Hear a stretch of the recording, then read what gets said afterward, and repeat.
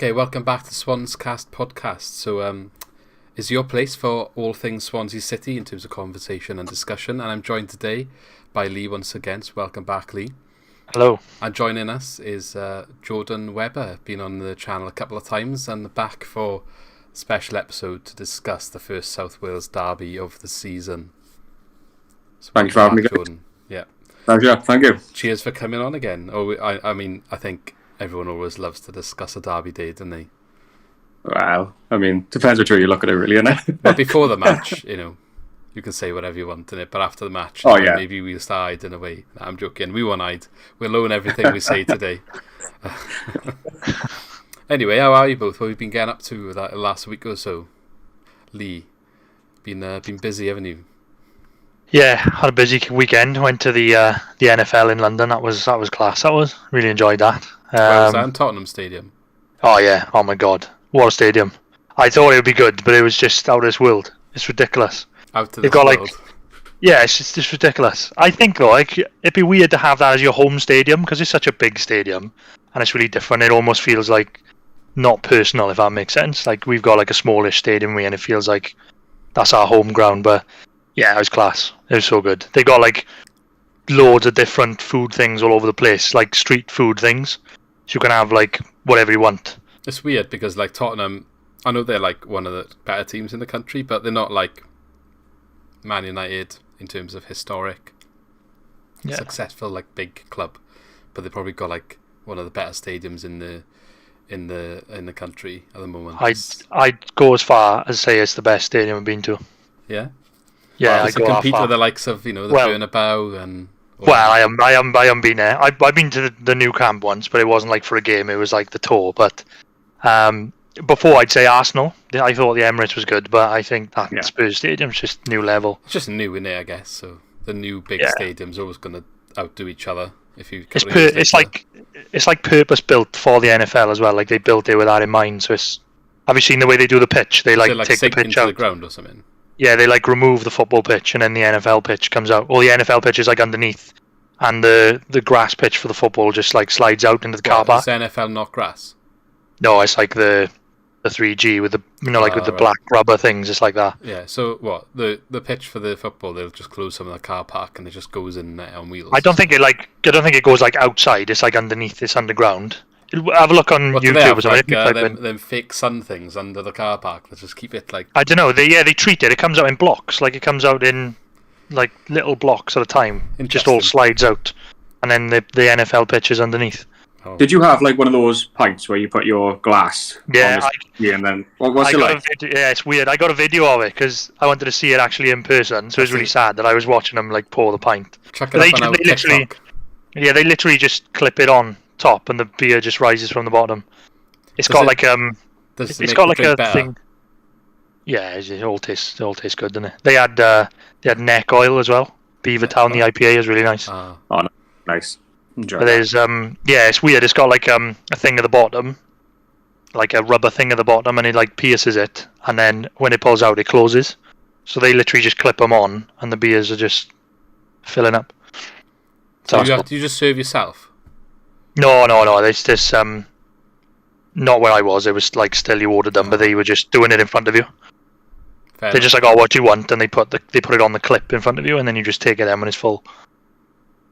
Sounds good. It's a bit different than going to the railway or something like that. A little bit different. Down the globe. Yeah. Well, maybe one day they'll have pints that fill from the bottom everywhere. I'm sure someone said to me that they got that in East Stand now, the ones that fill from the bottom, but I don't know if that's true.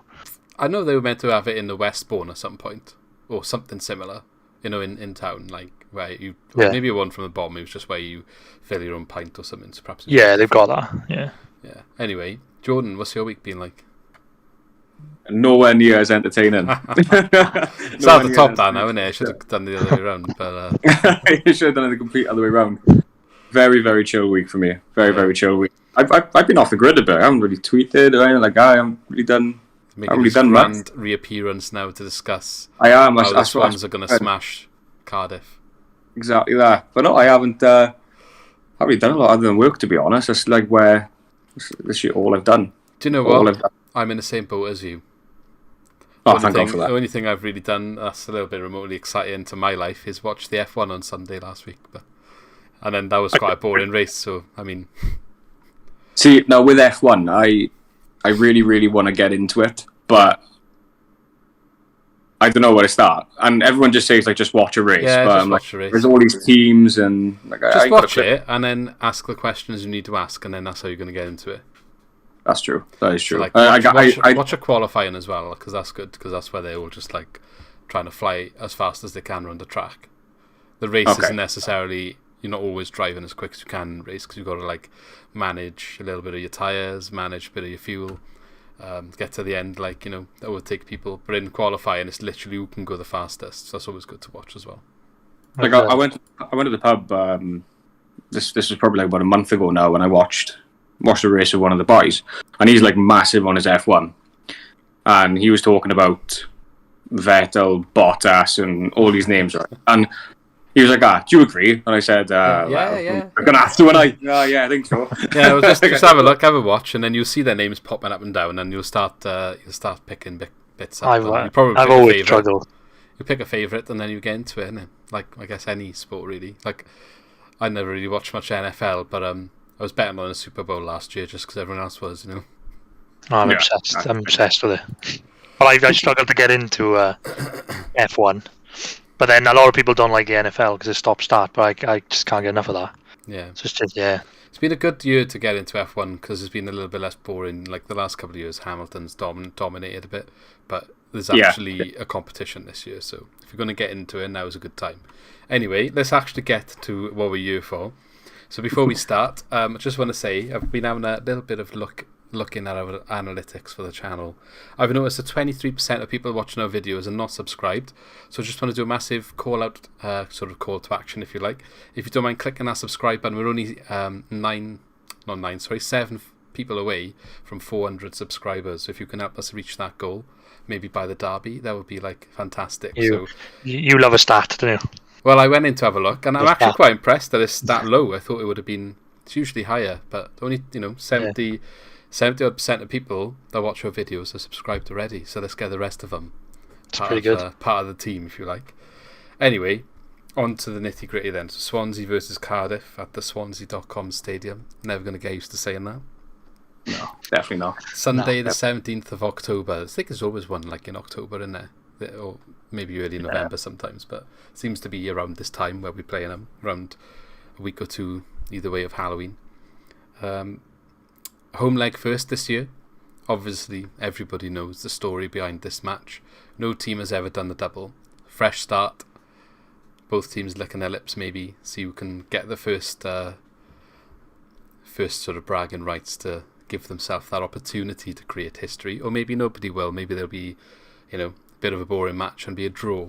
But that's what we're going to discuss. So it's kind of a match of two styles contrasting, as it always has been, and I think it's one of the reasons why it's such an exciting derby match, because you've got, especially this year again, Swansea going back to their sort of roots, if you like, with their passing style of football, dominating possession. On average, they've had 64.1% possession this season, highest in the league.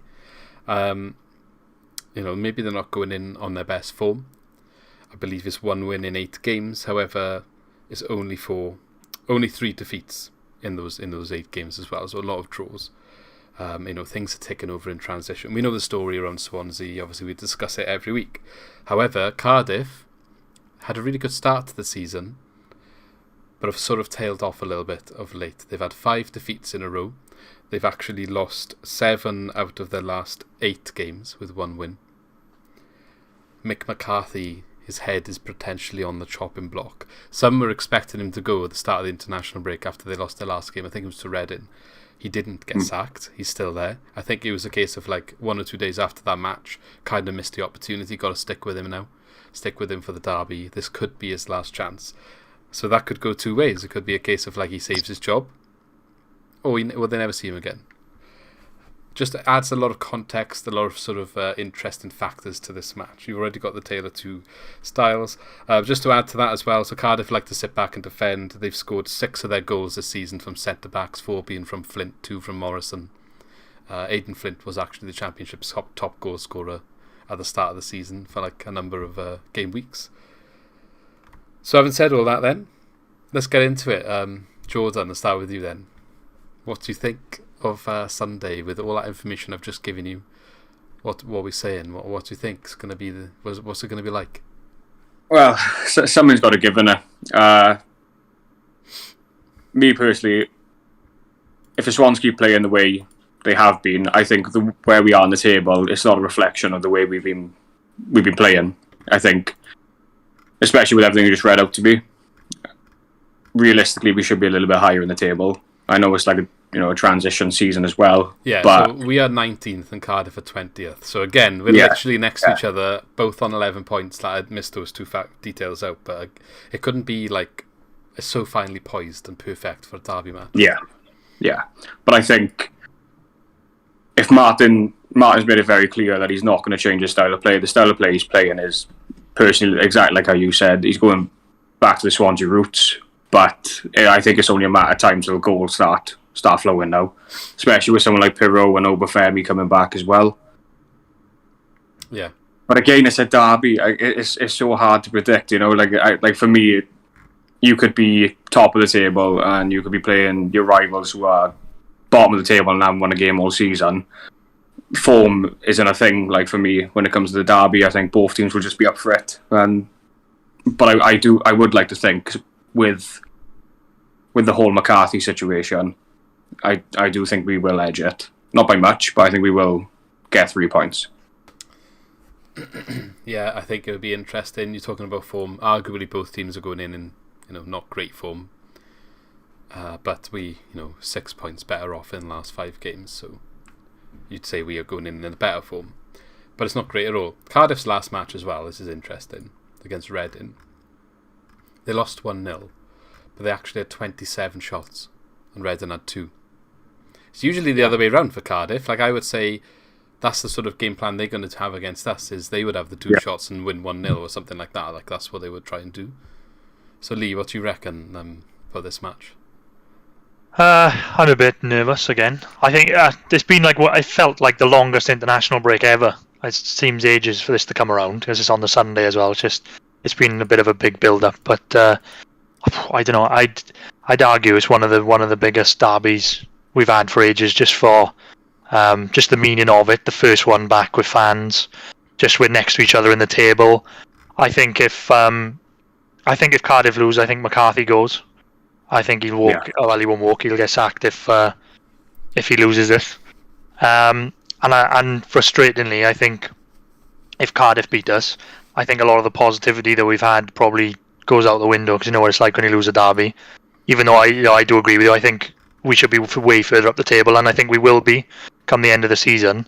But I just think with the derby loss, I think some fans will probably turn a bit. So I just say it's a massive game, as it always is.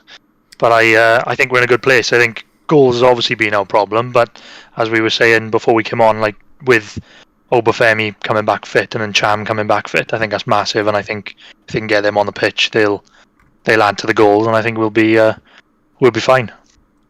Yeah, I got a concerning stat for Swans, which I thought would be a good thing to discuss. Great.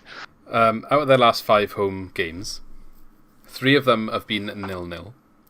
One of them was a 1-0 win. The other one we lost 3-1 to Stoke.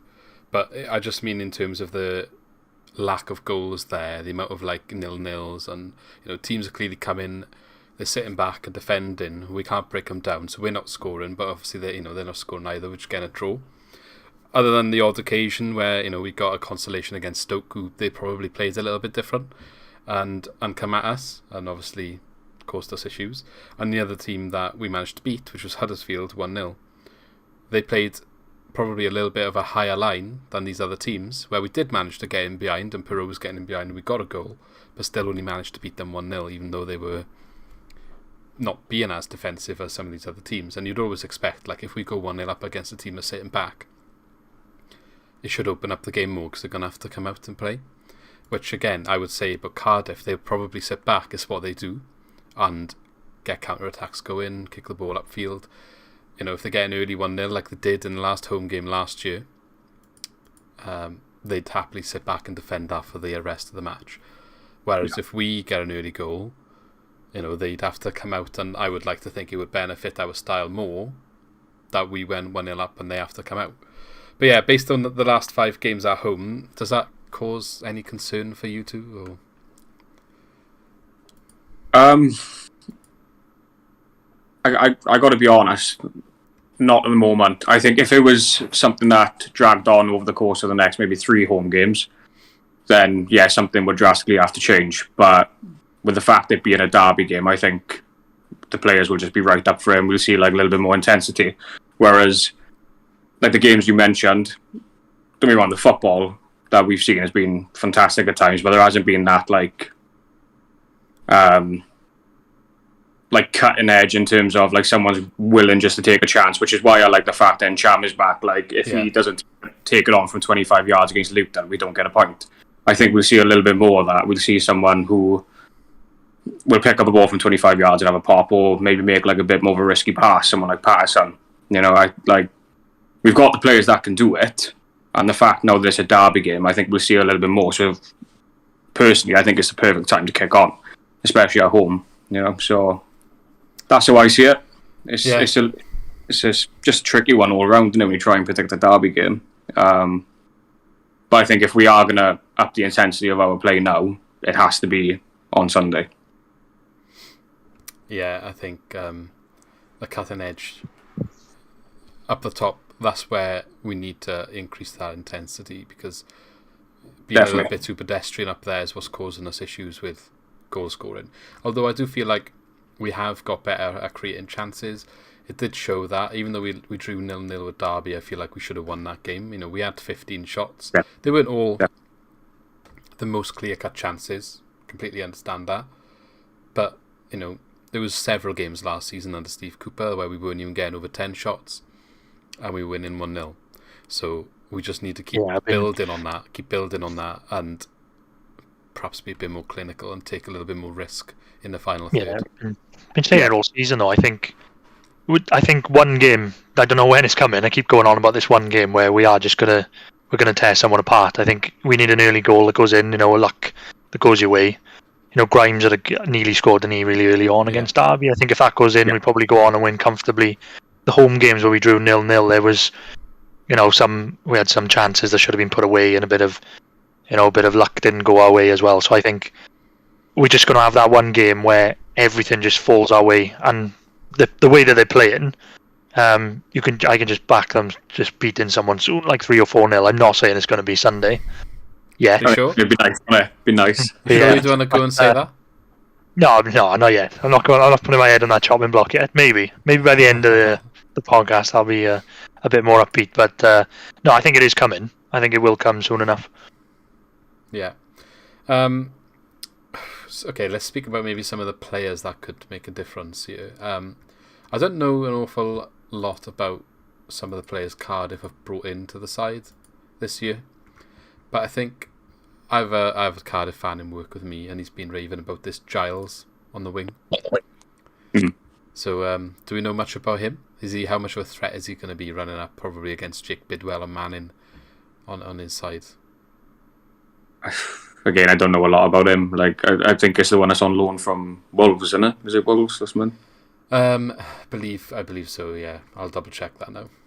Yeah, I can't say I know a lot about him, but pacey apparently, like you said, very pacey. And I think with Cardiff, like we all know them as a team that just kicks it up to a big striker and hopes for the best kind of thing. But if you've got a big target man like Kiefer Moore and then someone running in behind with a lot of pace, that can cause you a bit of damage. Yeah.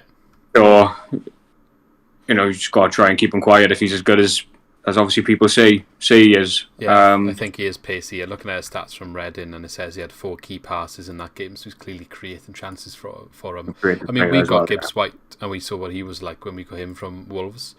Yeah. So he could be one that's there's good ability there. Obviously, come from a Premier League club, and he's showing that he can maybe fit to this level. So he's been good for them in what has been so far a poor season. He's definitely the one that's maybe standing out a little bit, because I think their main man, and I don't want to jinx us, Kiefer Moore's been a bit quiet this year. Oh, that's it. That's Cut. No, just scored for Wales as well. Start a game, boys. Start a game. That's it. Yeah. But no, like he's obviously their main man, and I know he hasn't scored for a period of time. I mean, I know he's scored for Wales, but again, he's the exact kind of player you'd want in a derby game. That's why I'm really happy Bennett's back. I know Bennett is very much on the fence with a lot of Swans fans. Like maybe he's not the style with the way Martin wants to play, and he's just your typical solid centre back. But sometimes you need an option like that. Like we've got plenty of centre backs who are great at keeping the ball on the floor, playing neat and tidy football. But when you come up against a team like Cardiff, you need someone like Bennett who's just going to be no nonsense, stuck in, and I think that's what you need. Yeah. I think you're right. Lee, like I've been looking at the team as well, and I've heard a lot of people saying that they don't know what Mick McCarthy's doing with all these centre backs because they're playing either 5 at the back or 4 at the back. But it seems like they're putting centre backs in the wing back position. Yeah, I watched one Kieran Brown. Is it Kieran Brown and then Mark McGuinness? I watched the West Brom game when West Brom took them apart and they had 5 centre halves across the back 5. Flat, so, no wing back. Yeah, comparing to us, obviously, we've got Man in Norton playing centre backs for us, and then Latbodia sometimes out wide.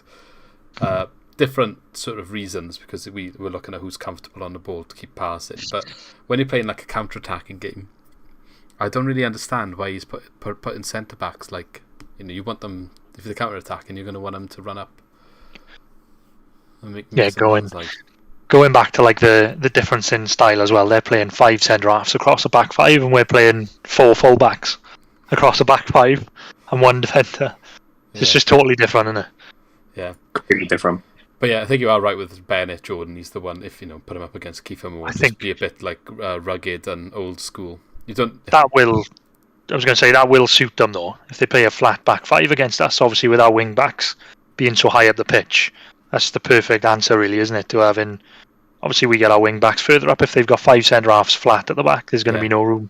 Yeah, our guys will push right up because they probably won't be pinned back, will they?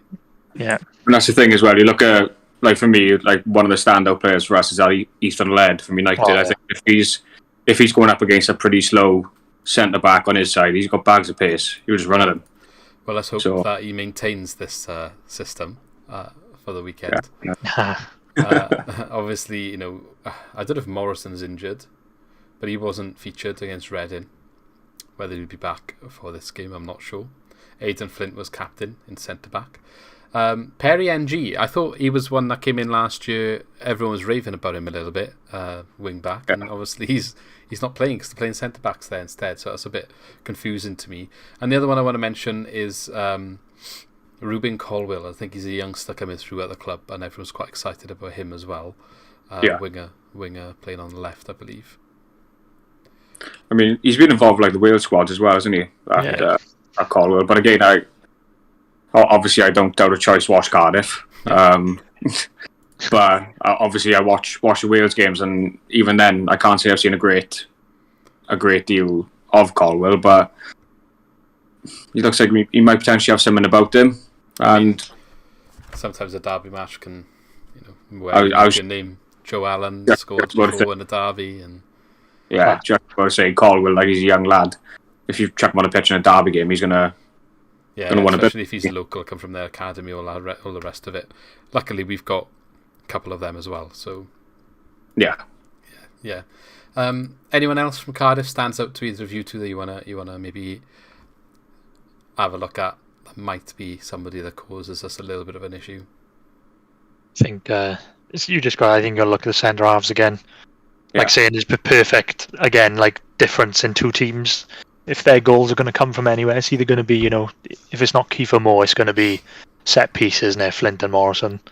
So you got to look at them 2 coming forward for set pieces. Yeah. That's my main worry actually. If I think about the game, I just think of the 2 7'12" centre halves coming forward. And from a set piece. We've conceded 4 from set pieces this season, which is kind of going down the route of It seems to be, obviously Cooper kind of rectified that problem a little bit. We were one of the better teams in the league defending set pieces under him. But historically, when we've played this passing style of football, we've always been poor at defending set pieces. Cardiff's strength is scoring them. So that is probably their big opportunity and something. I hope Morrison is injured or something, because obviously he didn't play against Reading. That would be a big boost for us, but I'm not really 100% sure why he didn't feature and whether he'd be back. That is something that we need to look out for. So having said that, like, I would like to... You've got to play... Maybe he's got to think about who he plays in that centre-back 3. If Bennett's available just for the defending our set pieces, you know, being able to head the ball away, same as Cabango, I feel like he's got to be in there. Yeah. Minimum of the 2. Yeah. For me, I'd put Cabango and Bennett in there straight away purely because physical presence. But I'd find it very hard to drop Manning. Yeah. I know he's not going to have any sort of chance against like Kiefer Moore, Flint, any of those boys. But he's been playing well. He seems to be suiting Martin's system really well. So that would be like my sort of back 3 anyway. But you could even move him over to left wing and play Norton. Obviously, if he wants to stick with Norton, looks like we've lost Lee. Sure he's gone, isn't he? I'm sure he'll be back now. I mean, Norton's another option. Like even if you put Man in left wing back, I mean that's where he is naturally anyway. So he's back. There he is, man. There we are. He returned. Those watching or listening on Spotify, we briefly lost Lee in our call, but he has returned. Just settling the nerves. We're just saying, like Russell Martin's come out and said he likes playing Norton in the centre of the back 3, doesn't he? Has calm ability on the ball, so maybe he will stick with him, and you could see Manning push to the left wing back role. But like, you know, at the same time, Bidwell's physicality is probably good for this game, so that's a tough decision as well to drop. Yeah, him. I think. In all fairness to Martin, I think he's quite stubborn in the way he wants to play, isn't he? Like, he's not really going to change. So if it was me, I agree with you too. I'd play Cabango and Bennett in there. But I got a feeling that he is going to be quite stubborn and just stick to the way he's playing. Like, maybe put Norton in the middle, which I don't really want to see in this game. But I think, like, the type of game has got to dictate which 3 you play at the back. Because we said about it, didn't we, after the Fulham game, like, Norton was not the right person to play against Mitrovic.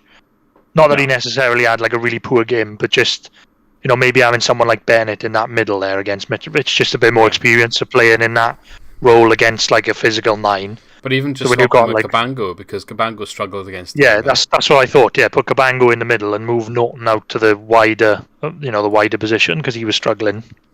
So for me, I definitely play Bennett if he's fit against Kiefer Moore, just for that. You know, presence in the air just to battle him physically. So that's what I would do, but I wouldn't be surprised if he sticks with what he's been doing.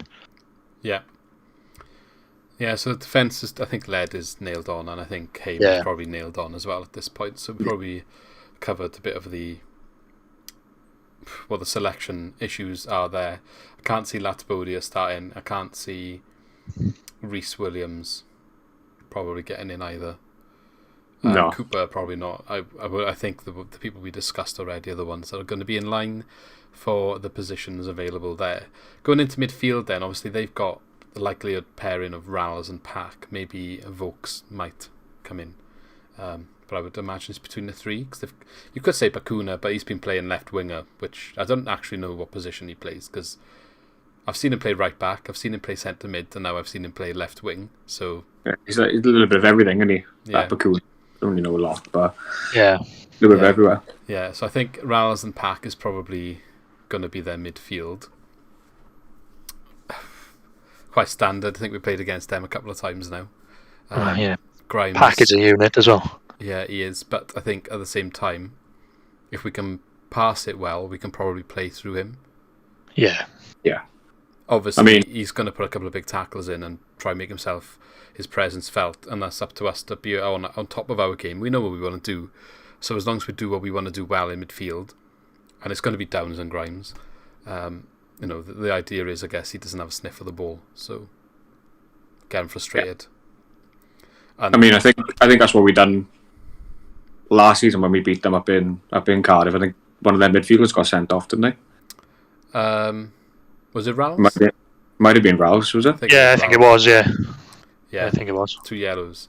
So again, could go down that same route. Obviously, we've been very good with our possession statistics at home. You'd imagine it would be going down the same route here, but it depends how fast they can transition into a counter, because that has been an area of our concern. So the midfield has got to work hard there. Obviously, both of them been pretty good of coming down, collecting the ball. I don't think necessarily it's their fault, the midfielders, in terms of the transition problems. It's more about where our defenders are, because usually the wing backs are pushed well up, and the centre backs, one of them might be a little bit higher than the other two, and then someone loses the ball, doesn't matter who it is, like Corey Smith playing in his right cam role, and all of a sudden 2 passes and someone's running through our centre backs. So, and that's not it's just teething problems and stuff with the way we play. We just need to look out for these issues a bit sooner, and I guess the people playing the bad passes will improve in that regard as well. So I don't think there's much to discuss in midfield, because I don't think there's going to be any changes. I can't see there being many changes. I think you got to stick with Grimes and Downs. Got to. Yeah. Like, I think at the beginning of the season there was a lot of people saying there's like too many similarities between them both, but now they've played more games together. There's like a much better understanding of things now. But like, just stick with the pair of them. I do feel a bit sorry for Fulton.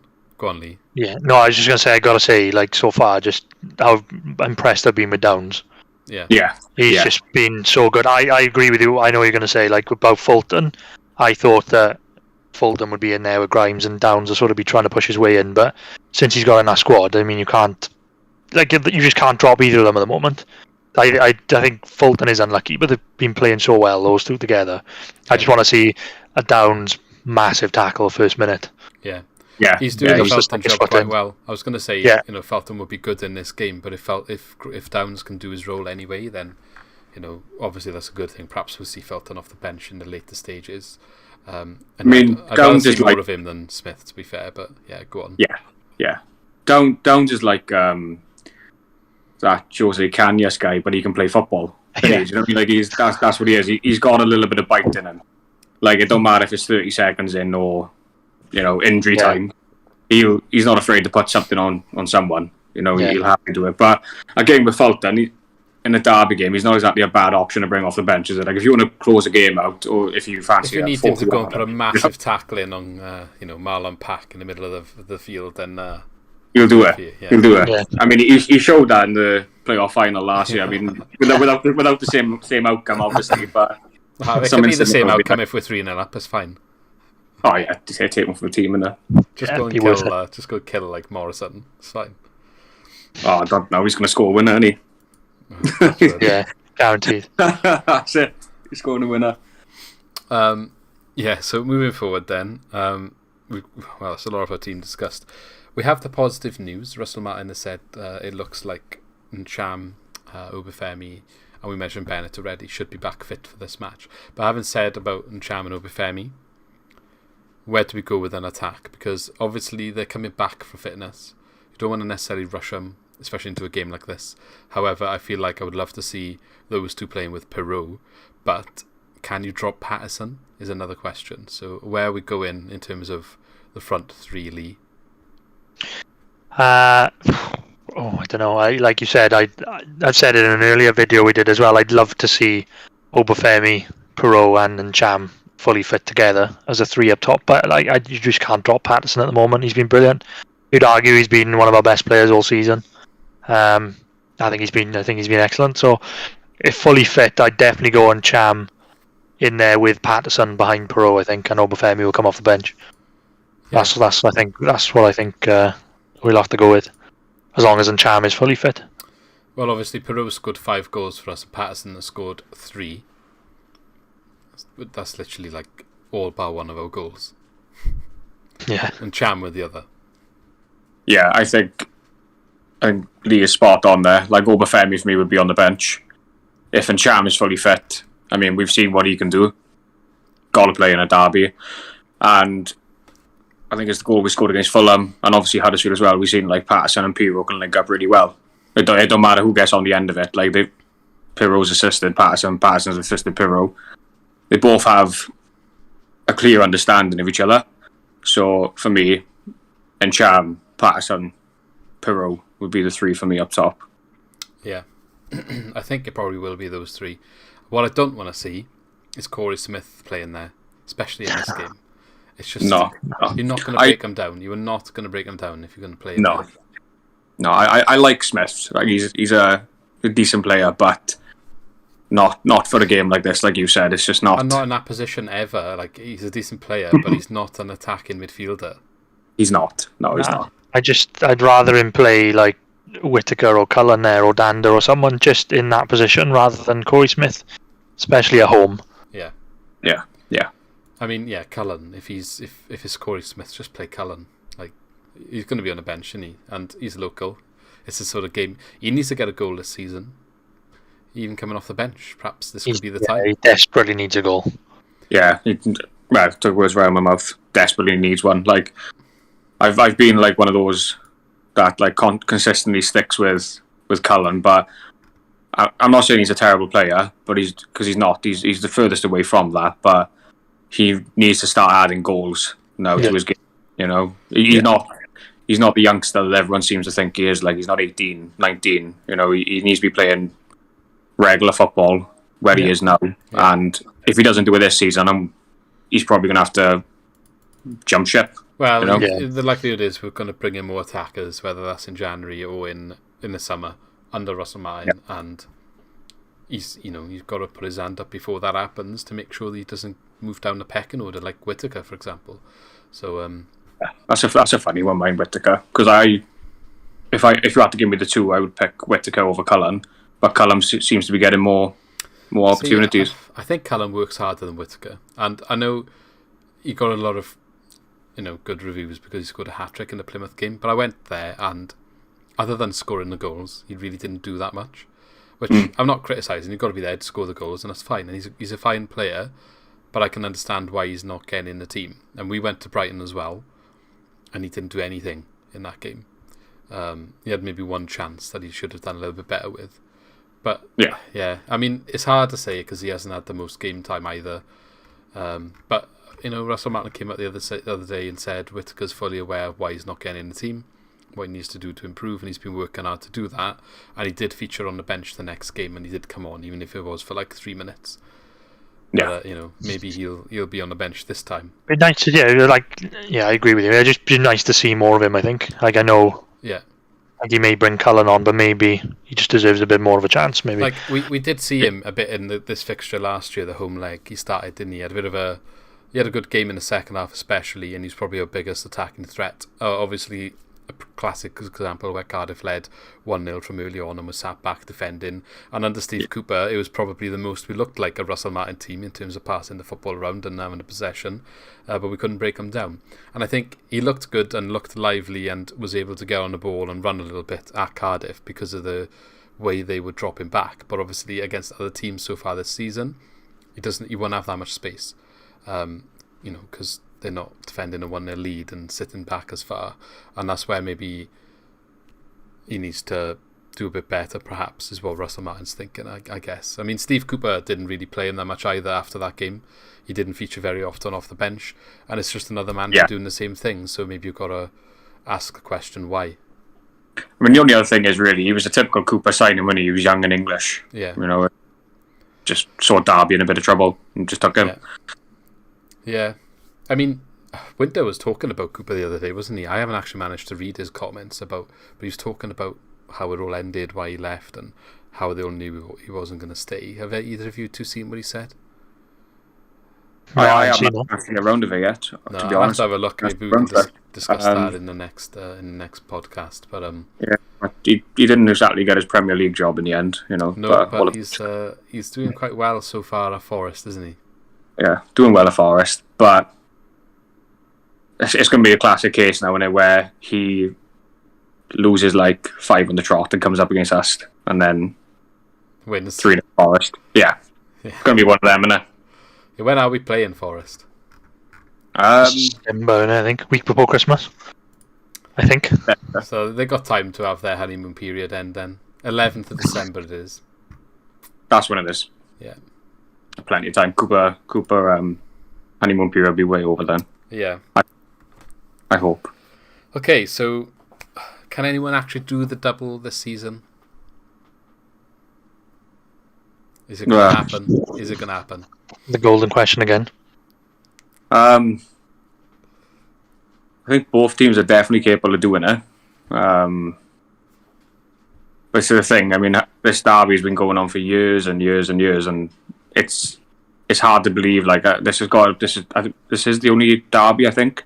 Yeah. Where it hasn't had a double. I feel like it's something I've heard about. They probably won somewhere in some league somewhere, but yeah, it's probably in the Neath League or something. But like, it's crazy to think at like a professional level of football, like, and considering like the vast history of this derby, there's been no. Yeah, and there's a lot of matches in there as well. A lot of it's been going for a while. Yeah, so I want to say yes, but I feel like if it was going to happen, it would have been done by now. Like it's going to happen. It's going to happen eventually. It is going to happen eventually. It's like a tradition, isn't it? Yeah, it's got to come. I just hate how long it's been now because you just don't want to be the team it happens to. But this is the thing. This is why I'm glad we've got the home game first, because if we win this game, it takes that pressure off. Yeah, you can lose the second one. It's fine. I mean, you'd rather not, wouldn't you? Like, you'd rather not, but it makes. But you'd so rather not easier. even more if you lost the first one as well. That's what I mean. So it's not as bad as it could be. Yeah, it could be a hell of a lot worse, couldn't it? It's better when you win the first one, isn't it? Oh, much better. Pressure's off then. Look, even if we lose the second one, it's equal. That's the worst it can be. Equal. Yeah. So yeah, and we kind of have had that the last couple of years. But then it's also frustrating that we don't take advantage. Like, I think it was a win and a draw in it, like the year before last, and yeah.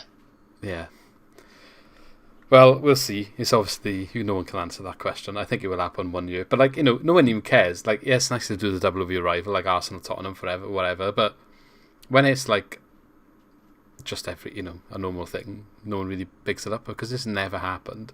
It's just one of them things that is never going to ever be forgotten. Oh, we were the first team to do the double, and it took us like 100 years. Like, if it's them, they'll never let that drop. Like the FA Cup thing. Oh, I know. Oh, yeah. And all these wins they had in the Welsh Cup that bump up their win total. We love a good win against Britain Ferry, like, don't we? It's just mental. But I think it's because it's been going on for this long. Is that, like you said, it is a big brag to say like you were the first team to do it after so many years. Yeah. The massive. I still can't believe it's never happened. It's mental to think it's never happened. Well, I mean, going into this game, we were home, and in October when Wilmot scored the header. So yeah. Maybe Reece Williams should start then, a lone centre back. A lone centre back, maybe, or Bennett. Imagine Bennett scoring in front of the fans. That'd be beautiful. Like that would be good. Or Cabango, wasn't he like sniffed? He's a Cardiff boy, isn't he? There? Yeah. He is from Cardiff. Yeah, he is. Yeah. But I was Bennett, just like do like the Messi, Kluka sort of thing, scoring that end like by the away end. Yeah. Oh yeah. It's a shame Connor Roberts wasn't here and couldn't have been him, because that would be a good celebration. That would have been a very good celebration. Very good celebration. Or like Ollie McBurney back when he was here, and he never got to play in a derby. That's one of the things I was gutted about. He's in the crowd now, though, isn't he? Well, so hopefully we will see him on Sunday, rallying the troops, if you like. I bet Connor Roberts will be there as well. Unless Burnley are playing on Sunday, I'm not sure. But I can imagine he'll probably be there. He's fit now, isn't he? So has he played for Burnley yet? No, I don't think so. He's played for like the youth, like the under-23s and all that, but I don't think he's played for Wales the other day, so maybe he'll be back. He'll be on the bench or something. Yeah, he'll be back now. Yeah. Okay, last part on this then, and we'll talk about a couple of other things before we finish. Score predictions and scorers. I'm going to put you on the spot, both of you. Oh, my camera's going funny again. Oh, yeah. I'm leaving. You can go first for that. It's going to sound like a politician's answer, but I think I can't see anything else but 0-0. I just each other out, like they're going to sit back. Everything, we're not going to be able to break them down. Everything like leading up to this says 0-0, so it's probably going to be 8-8. But like, I mean, 8-8 would be an exciting game. But like all the games that we played this season, teams have sat back at home. We can't break them down. We can't score goals. We draw 0-0. Well, Cardiff. We know what's going to games 0-0. Yeah, we know what's going to happen with Cardiff. They're going to come down. They're going to sit in and wait for a set piece. So I just think I can only say 0-0, but I hope I'm wrong. Okay, Lee doesn't have any goal scorers then because he's being boring. Jordan? It's gotta be. I'm going to go for Cardiff to go 1-0 up, and then that'll be a score half time, 1-0 Cardiff, and then we'll win the game 2-1. That's what I'm going to go for. Nice. Perot. Yeah. Sorry, go on. What was you going to say? I was just, I'd take that. All right. Yeah, Perot to get one, but I reckon it'll be like 2 late goals. Like I reckon Perot will get one last 10 minutes or so, and there'll be like a scrappy goal somewhere, and I think we'll get it.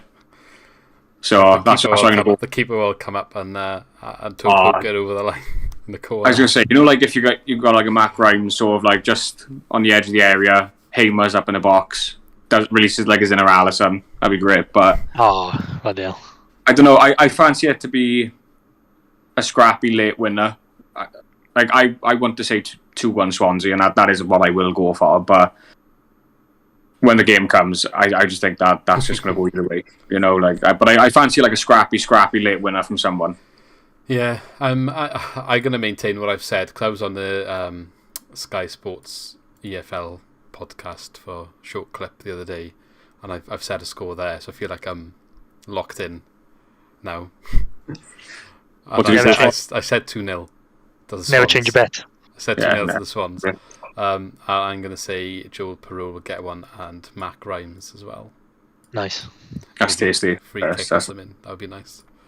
I feel like I ruined the whole thing now by saying 0-0. No, you're probably going to be right now. But, I was going to say, if anyone's going to be right, it's more likely to be you. The best thing that can happen for this game, though, is for the Swans to score early. Yeah. Then we'll have a totally different game then if the Swans score early.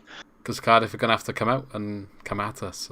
And if Cardiff score early, it's shut up shop. And the longer they go being shit, if they're going to be shit and shut up shop and don't look like scoring, the fans are going to get on their back because they're already on the board's back because of Mick McCarthy. They want him gone. The fans want him gone. They're sick of appointing the same cliche manager. Like, the fans have actually turned on the board for appointing the same boring style. Like, you know what I mean? You know what I mean? Yeah. I mean, they probably won't care for one day if they win the game, but the bigger picture is they are on the board's back about it. So they did want him gone before this game.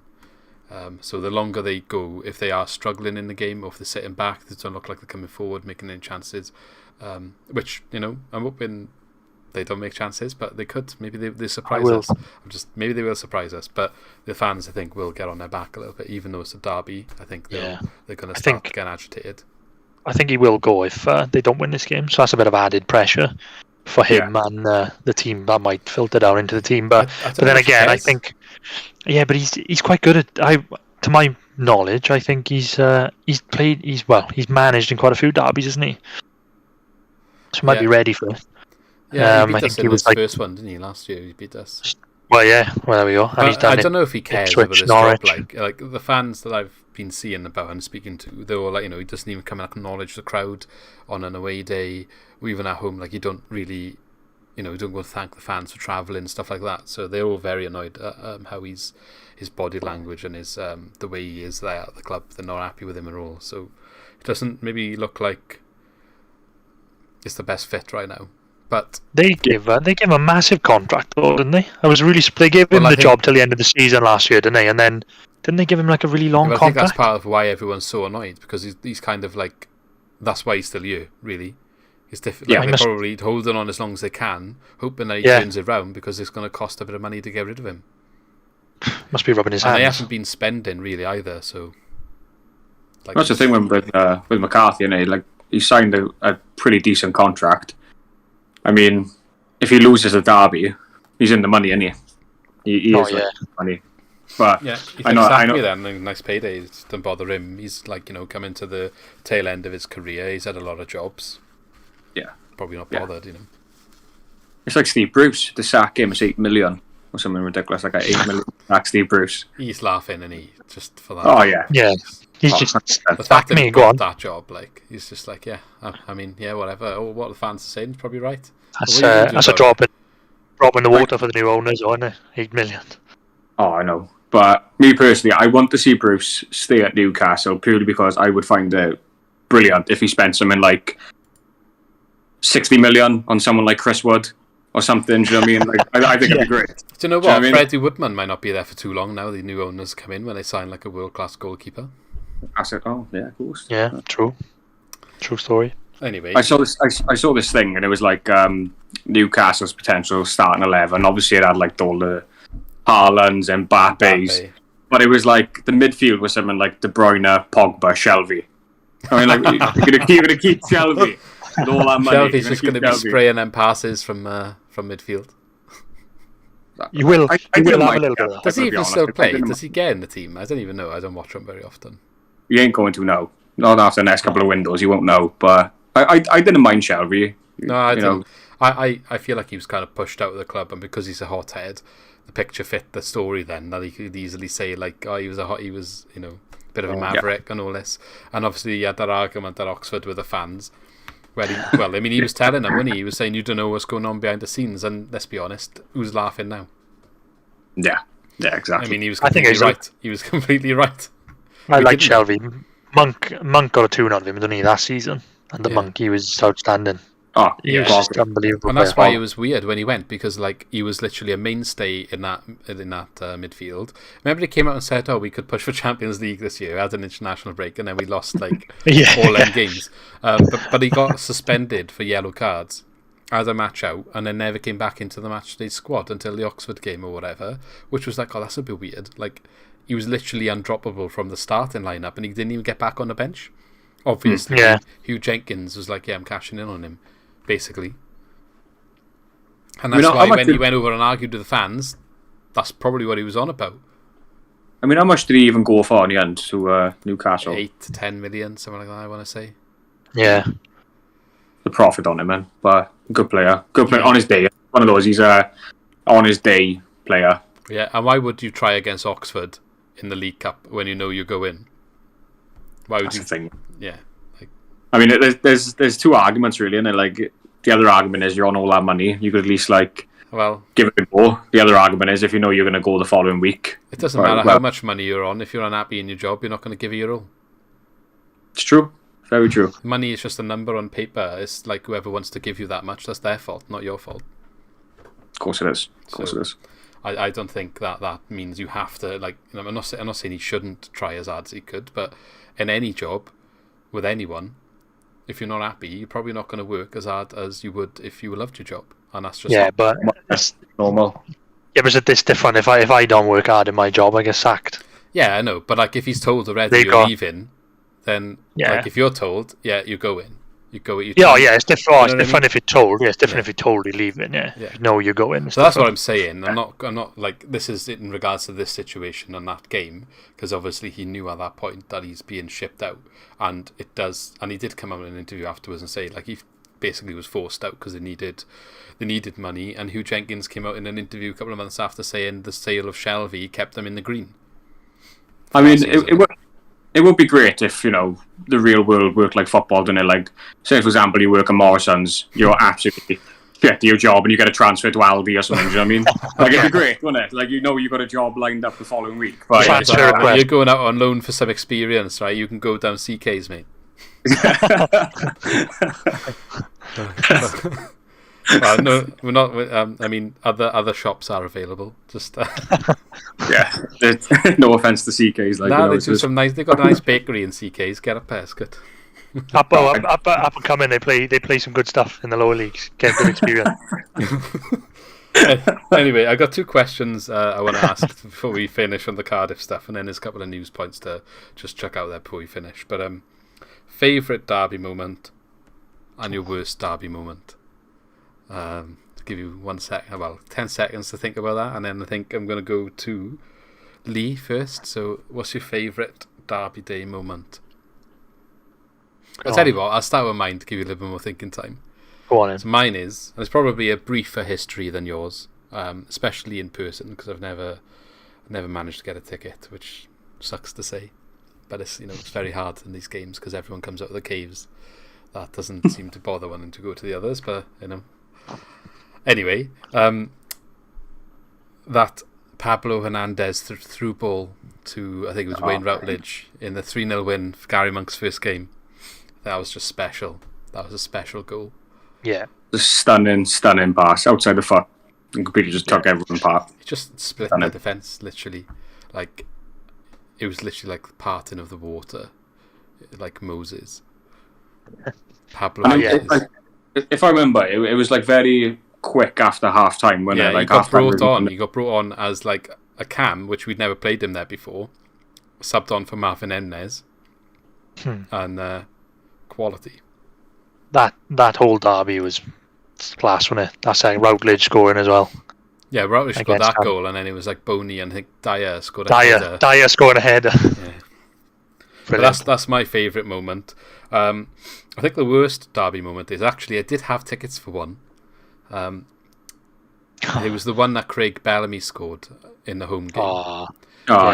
Listen, I didn't actually go to the game because I got the tickets. I was going to go with my uncle, and then a last-minute trip with my engineering class in college to Disneyland to like have some classes up there on how they design the rides and stuff came about, and I ended up going on that, so I had to miss the derby. So I was gutted at the time because I'd never been to a derby, got tickets, and I was excited, but obviously couldn't go.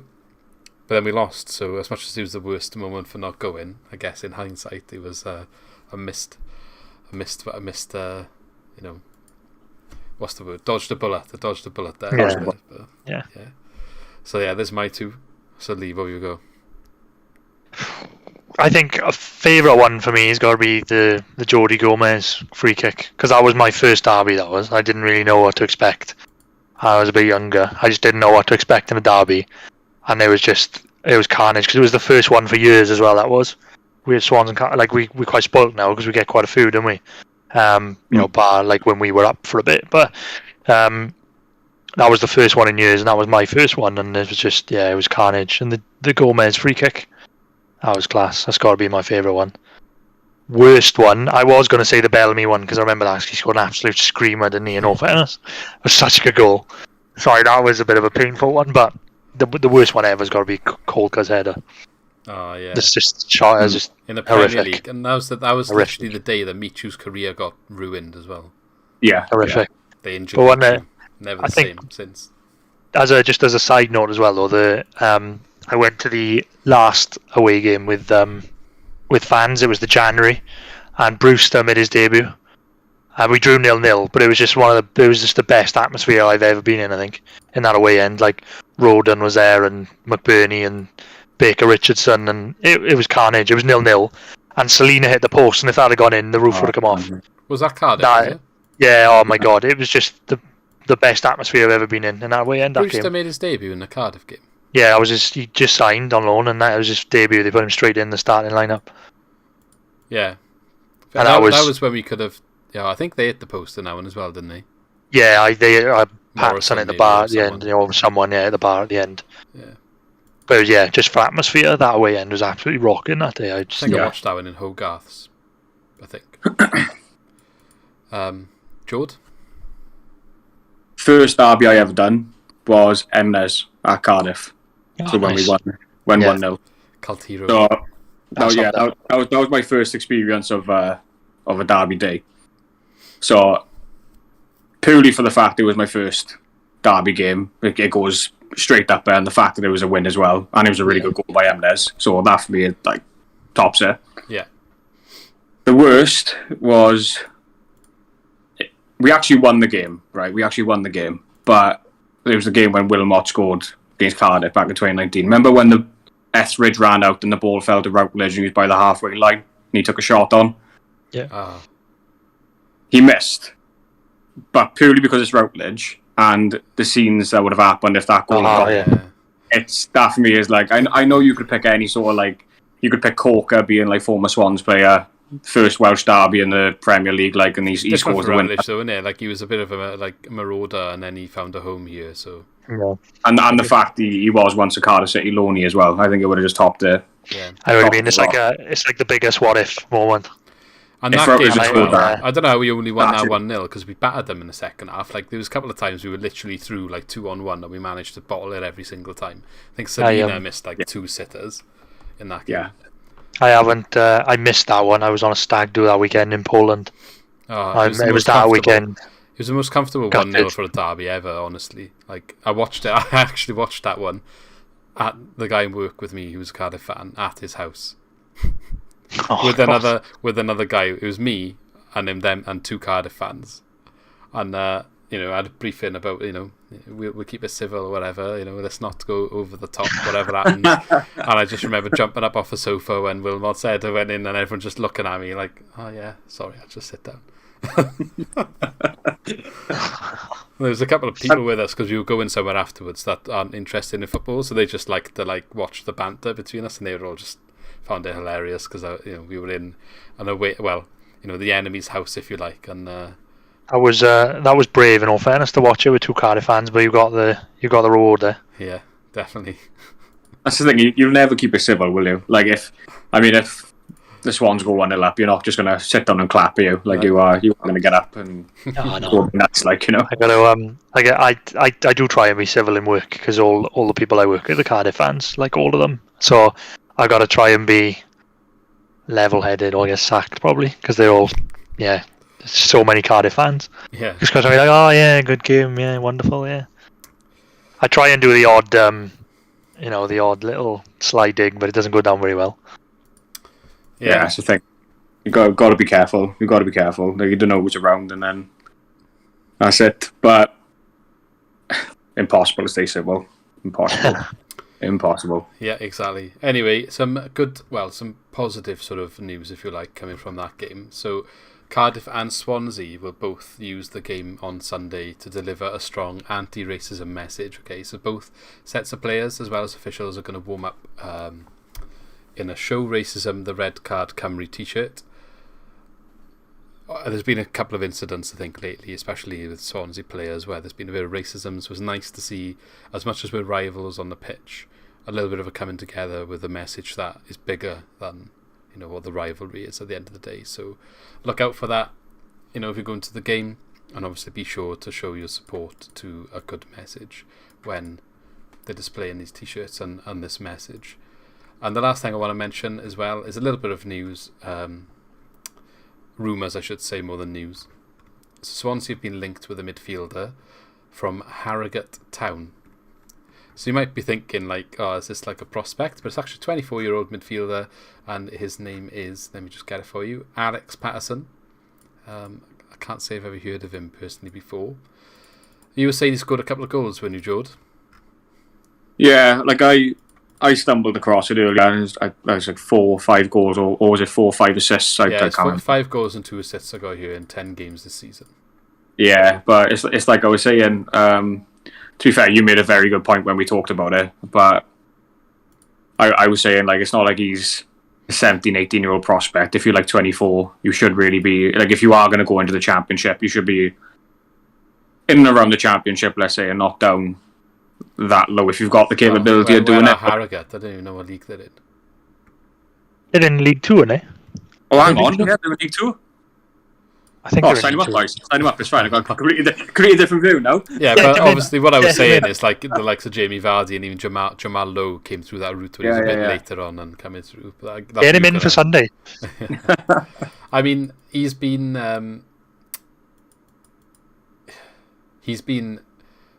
eyed up by a couple of teams, so it's Barnsley, Blackpool, Hull, Luton monitoring him.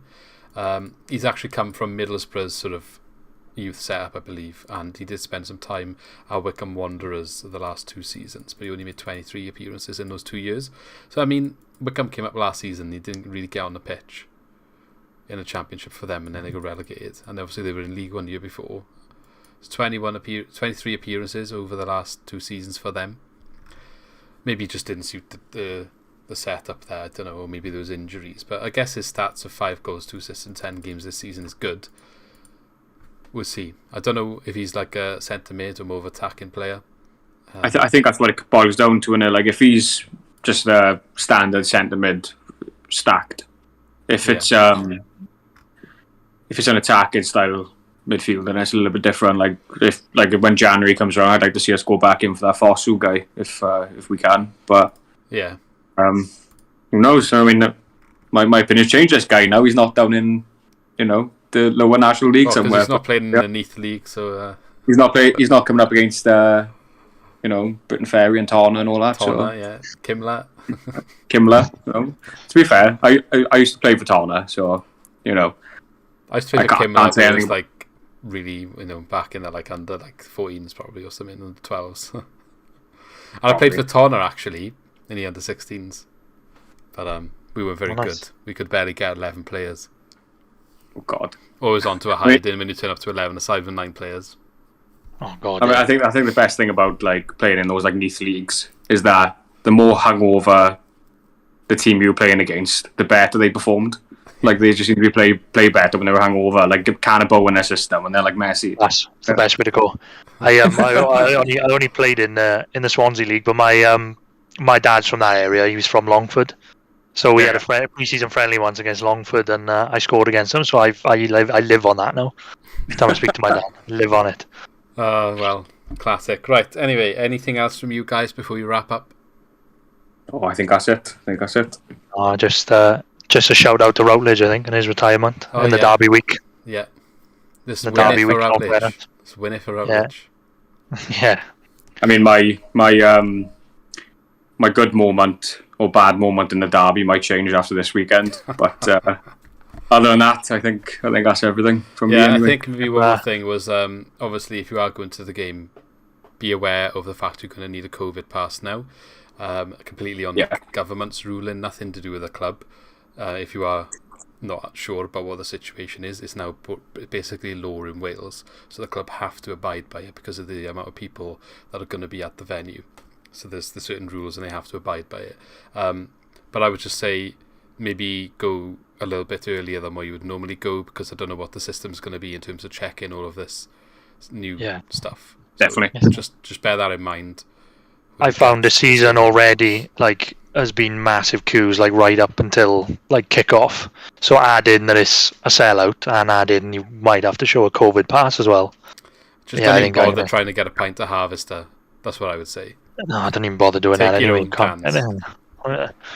I'm going to get in early. Yeah, I'm going to get in early. Yeah. Well, off to the pub for me, and I think Jordan's very soon to go to the pub, is it? So we'll be celebrating. Yeah, I'm going to be off to the pub. I'll be off to the pub. Celebrating or crying elsewhere. And on that note, thanks for coming on, boys. It's been good having you both, as usual.